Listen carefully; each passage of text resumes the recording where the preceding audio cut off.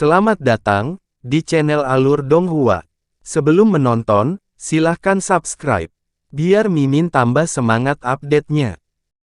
Itu benar, aku akan bertanya kepada senior 6 bunga tentang cara menyingkirkan serangga kesengsaraan hitam. Rekan Chen benar-benar mendapat informasi yang baik. Ekspresi Han Li tetap tidak berubah saat dia mengirimkan suaranya. Tolong jangan salah paham, rekan Li. Saya tidak menyelidiki keberadaan Anda, kebetulan saya mengetahuinya. Kristal meteorit surgawi Qilin dapat ditemukan di reruntuhan besar. Jika rekan Li membutuhkan bantuan, saya akan melakukan yang terbaik untuk membantu. Chen yang tersenyum dan mentransmisikan suaranya.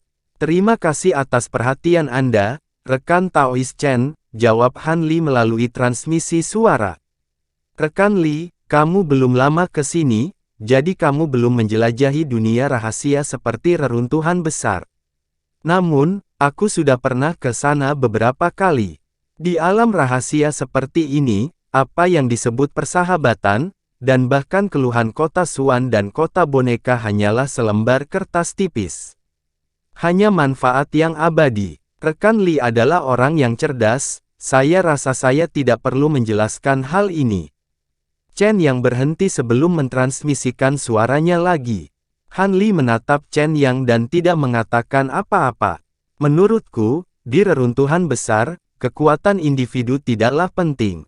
Saya selalu menjunjung tinggi Anda, rekan Daois Li. Jika Anda bersedia bekerja sama dengan saya dapat menjamin bahwa saya akan dapat memperoleh kristal meteorik Qilin surgawi untuk Anda. Harap pertimbangkan dengan hati-hati, rekan Taois Li. Chen yang melirik Han Li dengan penuh arti sebelum menutup matanya. Han Li menyipitkan matanya dan terdiam lagi. Saat hari memasuki reruntuhan besar semakin dekat, tidak hanya kerjasama antara kota boneka dan kota Suan akan rusak, bahkan penguasa kota di bawah kota Suan akan memiliki pemikiran sendiri. Meskipun dia adalah bawahan Chen yang di permukaan, pada kenyataannya, dia tidak harus mendengarkan perintahnya. Dia mengerti niat Chen Yang, tapi dia tidak tahu banyak tentang tujuan orang ini. Dalam keadaan seperti itu, dia tidak ingin menyetujui apapun dengan gegabah. Lebih baik menunggu dan melihat. Malam berlalu dengan cepat. Saat fajar, angin dingin yang menderu di luar gua perlahan melemah. Meski masih penuh dengan udara yang menusuk tulang, itu jauh lebih baik dari tadi malam. Ayo pergi, masih ada jarak ke tujuan kita. Ketiganya beristirahat sebentar sebelum Chen yang berkata dan berangkat lebih dulu. Han Li menghirup udara dingin dalam-dalam dan mengerutkan kening. Dia tidak tahu apakah itu karena berjaga semalam, tetapi dia sedikit lelah saat ini, dan tubuhnya tidak memiliki banyak kekuatan. Rekan Taois Li, ada apa? Sepertinya kamu tidak bersemangat, tanya Suan Yuanxing. Bukan apa-apa, sepertinya aku masih belum terbiasa dengan lingkungan di sini. Han Li menggelengkan kepalanya dan menarik napas dalam-dalam. Pada saat yang sama, dia mengedarkan energi vital di tubuhnya. Perasaan lelah dengan cepat menghilang dan dia merasa lega.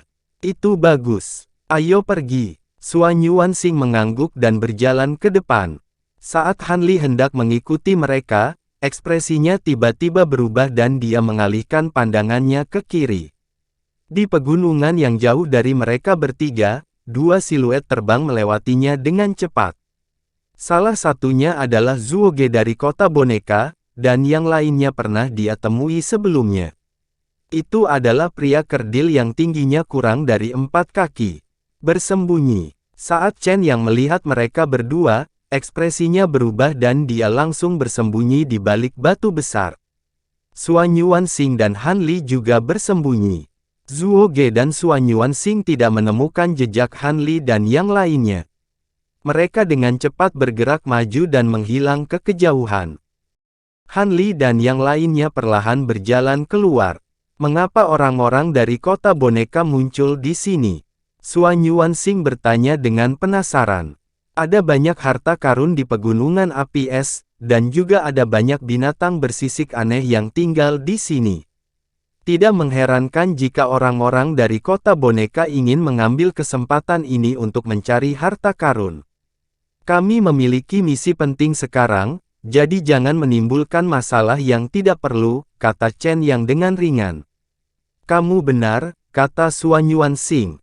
Rekan Taois Chen mengenal mereka berdua.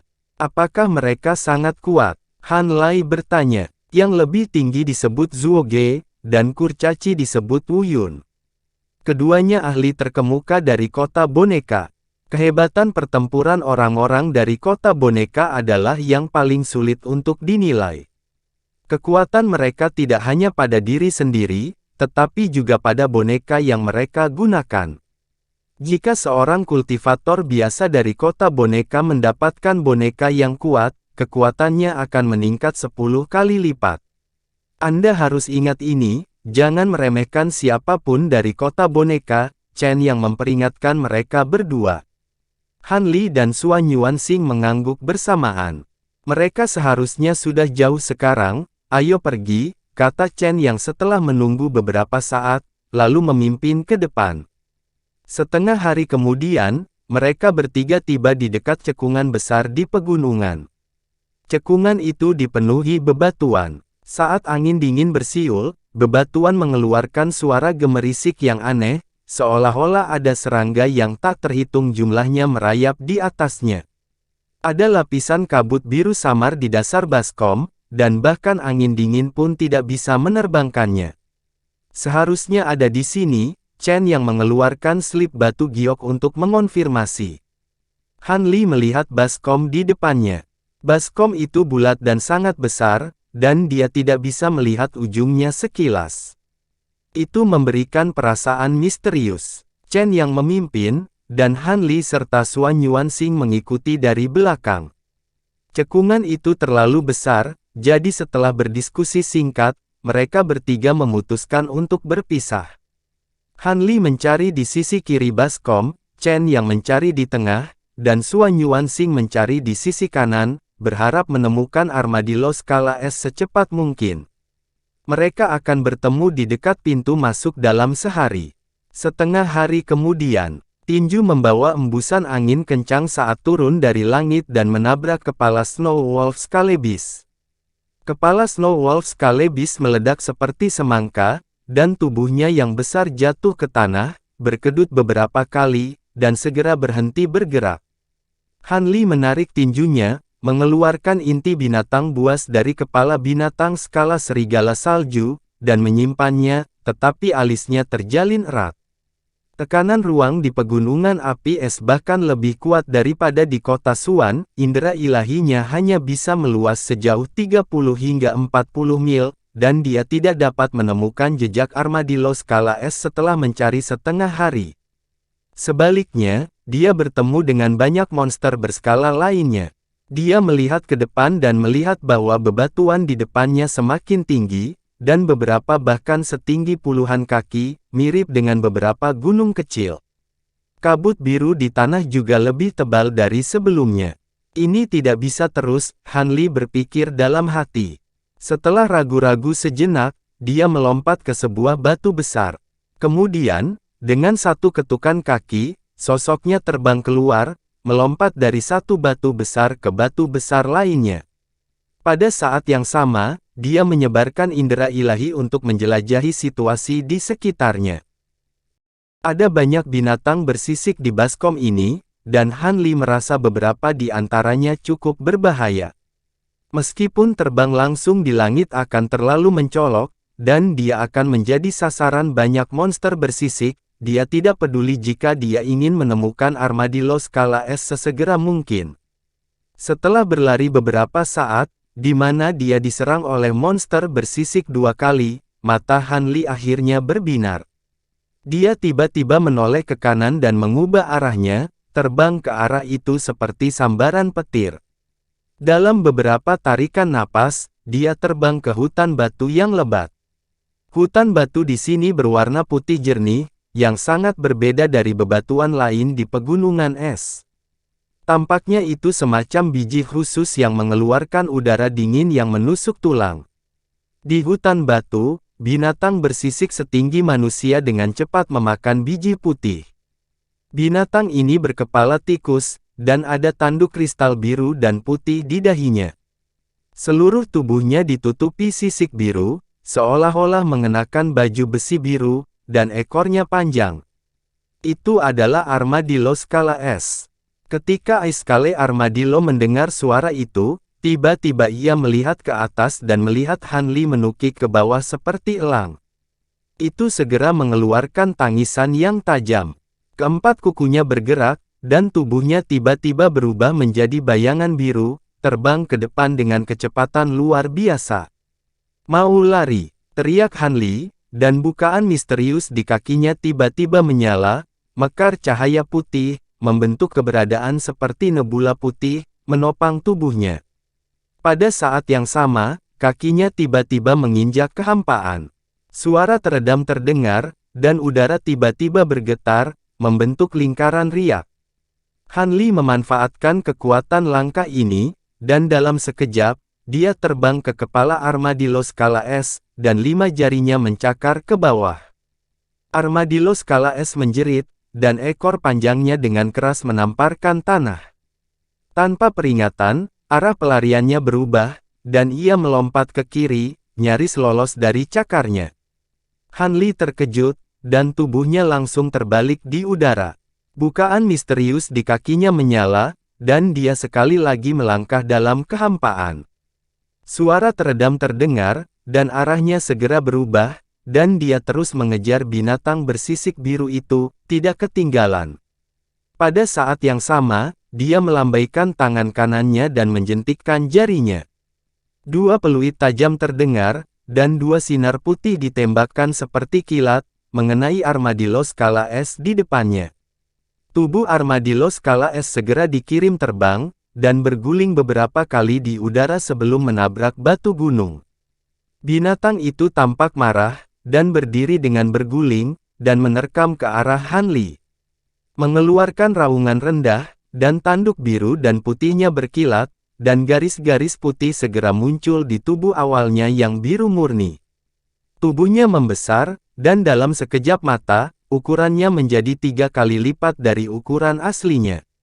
Kedua cakar depannya menjadi 2 kali lebih panjang, dan menjadi cakar yang panjang dan tajam. Dengan gemetar, berubah menjadi bayangan cakar yang tajam, dan mencengkeram Han Li.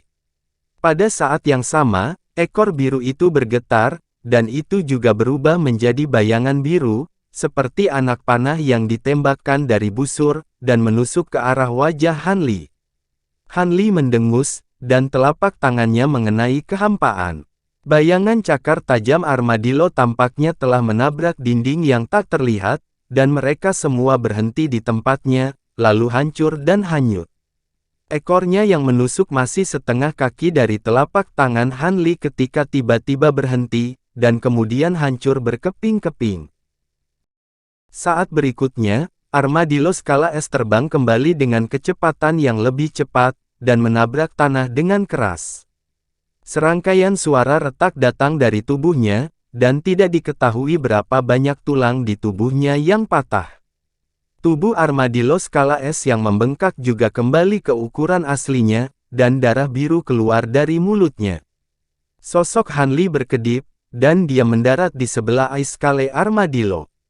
Dia dengan hati-hati melihat tanduk biru dan putih itu, mengangguk, dan melambaikan tangannya untuk memotongnya.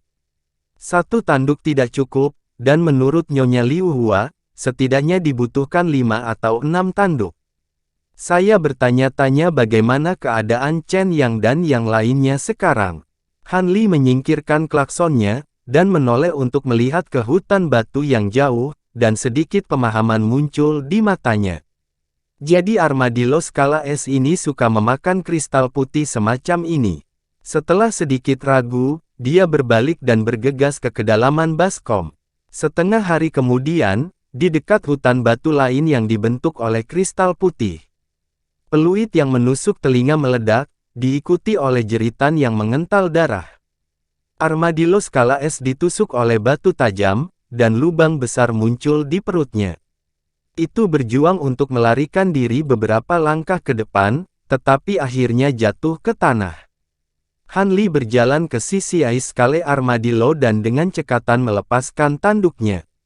Setelah mengetahui bahwa Ice Scale Armadillo suka memakan biji putih, efisiensi perburuannya segera meningkat. Hanya dalam setengah hari, dia telah menemukan 4 armadillo skala S. Han Li melihat sekeliling dan sedikit mengernyit. Tidak banyak waktu tersisa sampai waktu yang disepakati 1 hari.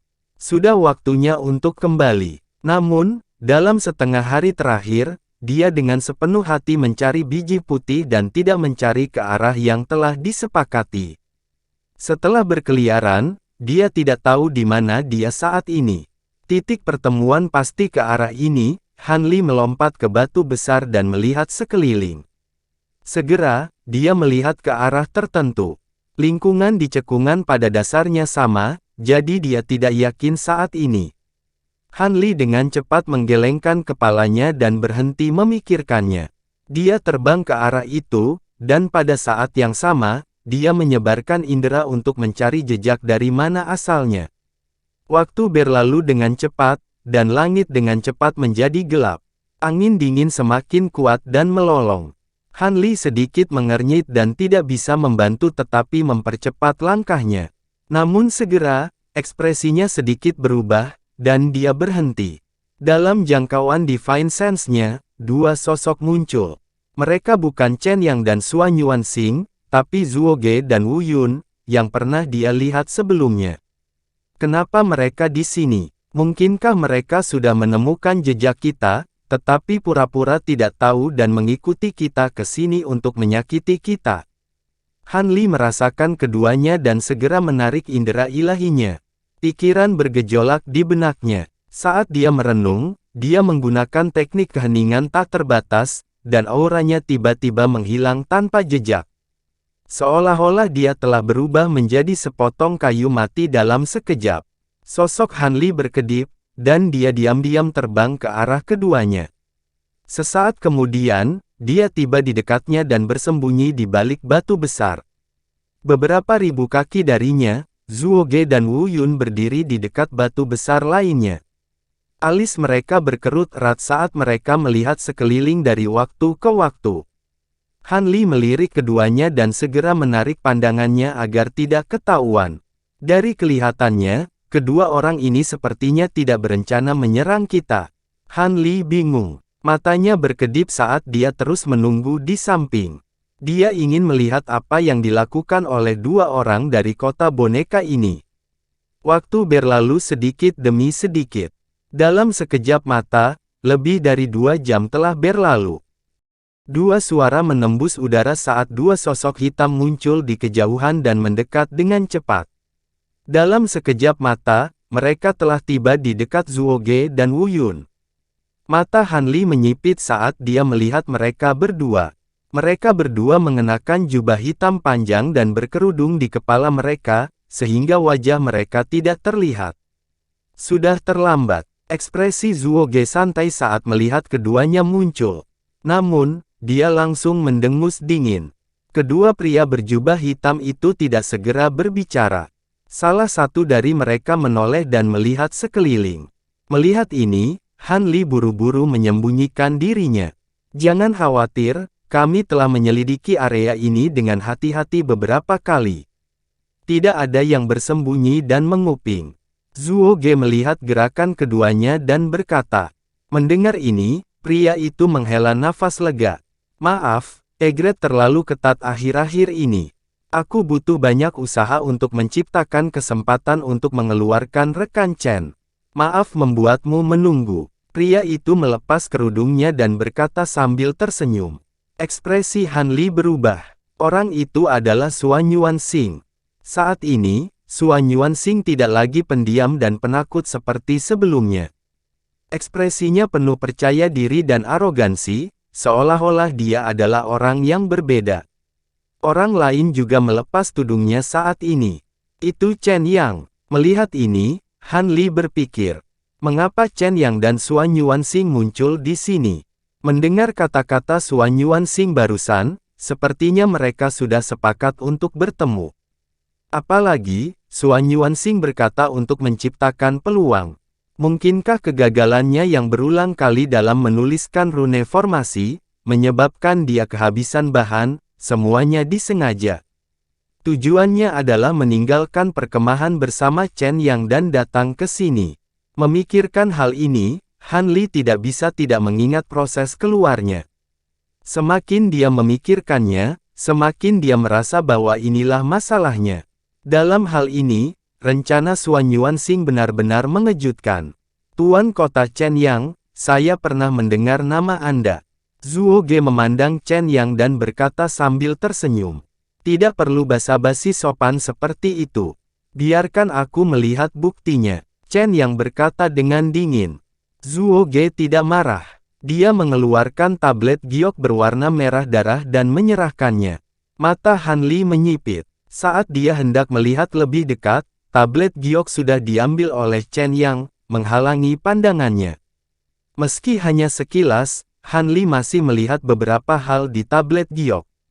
Itu diisi dengan kata-kata kecil, dan sepertinya ada pola yang mirip dengan formasi. Chen Yang dengan hati-hati melihat tablet giok itu. Ekspresinya tampak berubah terus-menerus. Dari tempat Han Li berada, dia hanya bisa melihat sebagian kecil dari wajahnya. Dia samar-samar bisa melihat keterkejutan, kemarahan, dan keengganan melintas di wajahnya. Setelah beberapa saat, Chen Yang menarik napas dalam-dalam. Ekspresinya sudah tenang. Dia menyingkirkan tablet giok itu dan tidak mengembalikannya ke Zhuo Ge. Zhuo Ge tidak keberatan. Aku setuju dengan ini, tapi kata Chen Yang setelah hening sejenak. Namun, di tengah kata-katanya, dia beralih ke telepati. Bibir Zhuo Ge bergerak sedikit saat dia berkomunikasi dengan Chen Yang secara telepati. Keduanya berbicara sebentar dan mengangguk pada saat yang sama, seolah-olah mereka telah mencapai kesepakatan. Saya sudah mengatakan apa yang perlu saya katakan. Itu saja, kata Chen Yang dingin dan berbalik untuk pergi. Xuan Yuanxing mengangguk ke Zhuo Ge dan Zhuo Ge, lalu cepat-cepat pergi, menghilang ke kejauhan. Zhuo Ge, apakah menurutmu Chen Yang akan melakukan apa yang Tuan katakan? Tanya Wu Yun setelah Chen Yang dan Zhuo Ge pergi. Suaranya muda, seolah dia benar-benar anak kecil. Ini satu-satunya jalan keluarnya. Lagi pula, kapan rencana Tuan salah? Zhuo Ge berkata dengan acuh tak acuh. Iya, ekspresi Wu Yun berubah serius dan dia mengangguk dengan hormat. Keduanya tidak tinggal lama dan dengan cepat berbalik untuk pergi. Lama setelah mereka pergi, Han Li akhirnya keluar dari tempat persembunyiannya. Ekspresinya tidak pasti. Setelah berdiri di sana sebentar, sosoknya berkedip dan menghilang tanpa jejak. Malam berlalu dengan cepat. Di pintu masuk Baskom, Chen Yang dan Xuan Yuanxing berdiri berdampingan, seolah menunggu sesuatu. Suara sesuatu yang menembus udara bisa terdengar. Mereka berdua mendongak dan melihat sesosok tubuh melompati bebatuan Baskom. Dalam beberapa napas, dia mendarat di samping mereka berdua. Itu Han Li. Saat ini, dia terlihat sedikit berantakan. Pakaiannya robek dan berlumuran darah, dan wajahnya penuh kelelahan. Maafkan saya, kemarin, saya pergi terlalu jauh ke dalam Baskom untuk mengejar Ice Scale Armadillo dan diserang oleh beberapa monster bersisik yang kuat. Setelah melarikan diri, saya tidak dapat menemukan jalan kembali dan tidak dapat kembali tepat waktu. Aku benar-benar minta maaf karena membuatmu menunggu, kata Han Li dengan senyum pahit. Rekan Li, kami malu karena kamu mengalami begitu banyak kesulitan untuk menemukan armadillo bersisik es. Untuk apa minta maaf? Kata Chen Yang sambil tersenyum. Han Li melirik Chen Yang dan tersenyum. Ngomong-ngomong, bagaimana dengan rekan Li? Chen Yang bertanya. Han Li mengeluarkan 4 tanduk kristal dari jubahnya dan berkata, setelah seharian bekerja keras, aku akhirnya berhasil membunuh 4 armadillo skala es. Aku membunuh 3 armadillo skala es. Rekan Xuan Yuan tidak beruntung dan hanya membunuh 1, tapi itu lebih dari cukup. Chen Yang mengangguk dan mengeluarkan 3 tanduk. Aku malu. Aku datang ke sini untuk menebus kesalahanku sebelumnya, tapi aku tidak menyangka akan menyeretmu lagi. Wajah Xuan Yuansing penuh rasa malu saat dia mengeluarkan klakson dari sakunya. Rekan Xuan Yuan, tidak perlu mengatakan itu. Misi ini adalah upaya bersama antara kita bertiga. Tidak apa-apa selama kita mencapai tujuan kita. Han Li mencibir di dalam hatinya saat melihat ekspresi Xuan Yuansing, tapi dia tidak menunjukkannya di wajahnya.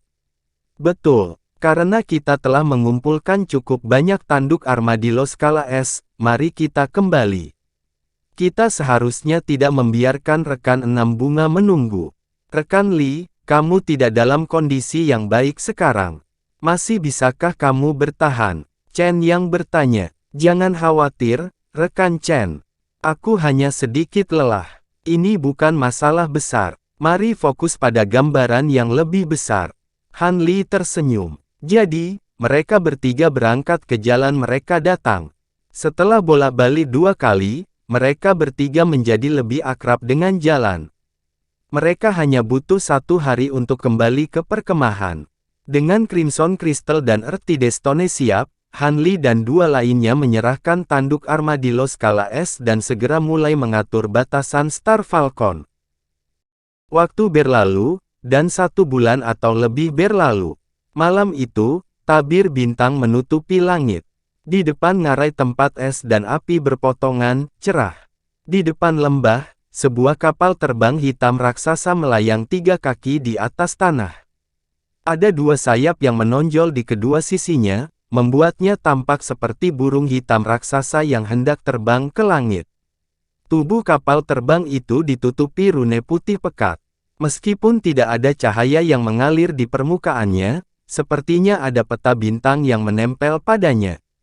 Itu sangat luar biasa. Tenda kota boneka dan kota Xuan masih berdiri, tetapi para kultivator kedua kota itu sudah berbaris di kedua sisi kapal terbang.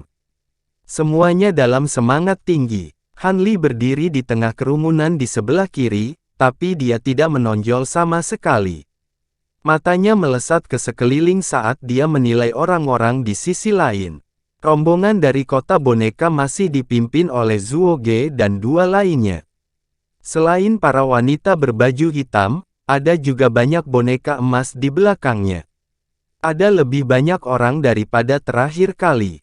Sebagai perbandingan, mereka sebenarnya memiliki lebih banyak orang daripada kota Xuan. Melihat Han Li melihat ke arah mereka, Zhuo Ge berbalik dan sedikit mengangguk padanya. Han Li membalas senyumnya dan mengangguk sebagai jawaban. Kedua wanita yang telah diselamatkan olehnya sebelumnya melihat ke arahnya. Ada senyum tipis di wajahnya yang ditutupi oleh cadar hitam. Itu bisa dianggap sebagai salam untuk Han Li. Namun, mereka memiliki beberapa keberatan dan tidak berani langsung seperti Zhuo Ge.